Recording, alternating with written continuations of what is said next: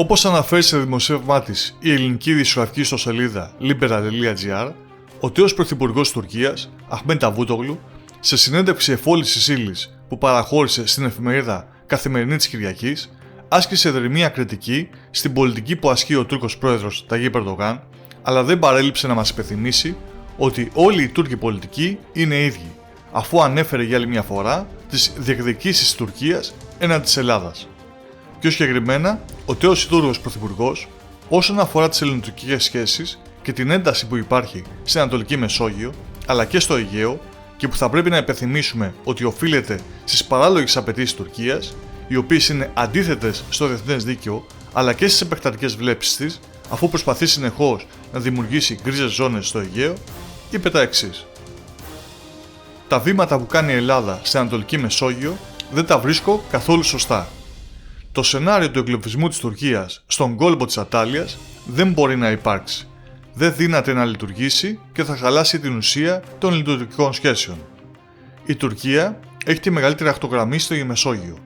Όποιος σκεφτεί πως μέσω του Καστελόριζου και της Κύπρου θα μπορέσει να τη στριμώξει μέσα στον κόλπο της Ατάλειας, τότε θα πρέπει να ξέρει πως η Τουρκία θα αντιδράσει έντονα, καθώς είναι θέμα ζωτικής σημασίας και ύπαρξης. Αυτό ισχύει και για το Αιγαίο. Η Τουρκία και η Ελλάδα πρέπει τις διαφωνίες τους να τις βάλουν σε μία παρένθεση και να προσπαθήσουν να κάνουν μαζί βήματα σε άλλους τομείς, όπως να δημιουργηθεί μία περιοχή οικονομικής και πολιτικής δύναμης στην Ανατολική Μεσόγειο. Τα προβλήματα στο Αιγαίο, όπως η υφαλοκρηπίδα και το FIR, θα συνεχίσουν να υπάρχουν. Δεν μπορούμε να περιμένουμε λύση. Απλώς να βρεθούν κενά σημεία συμφερόντων και μαζί μία φόρμουλα. Σήμερα δυστυχώς χάθηκε η αμοιβαία εμπιστοσύνη. Στην Ελλάδα δεν πρέπει να κάνουν το εξής λάθος.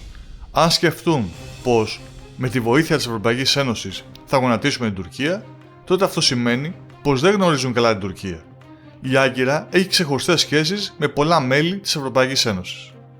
Βέβαια, γεωγραφικά, όλοι μπορούν να πούν τις δικές τους θέσεις και απόψεις.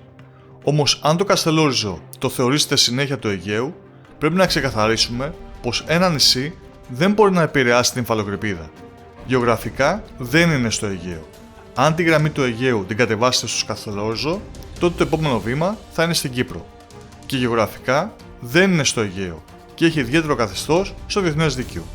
Αν όμως το Καστελόριζο το εντάξετε στο τρίγωνο Κρήτης-Κύπρου, τότε αυτό συνιστά εγκλωβισμό της Τουρκίας.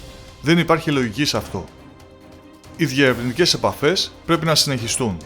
Για τα αμφισβητούμενα νησιά και βραχονησίδες πρέπει να αποφευθούν αμοιβαίες κινήσεις, για να μην φτάσει στα όρια το ζήτημα. Και το Καστελόριζο πρέπει να το εξετάσουμε ξεχωριστά. Όπως μπορέσαμε να δούμε, και ο κύριος Νταβούτογλου μιλάει για αμφισβητούμενα νησιά και βραχονησίδες. Ελληνικά νησιά και βραχονησίδες που έχει στην κατοχή της η Ελλάδα πολλά χρόνια τώρα και που οι Τούρκοι προσπαθούν από τη δεκαετία του 90 να αρπάξουν. Τελικά, εκεί στην Κωνσταντινούπολη κάτι πρέπει να έχει το νερό που πίνουν για να λένε τέτοια πράγματα οι πολιτικοί τους. Αλλά ξέχασα. Σύντομα, ούτε νερό δεν θα έχουν να πιούν στην Κωνσταντινούπολη.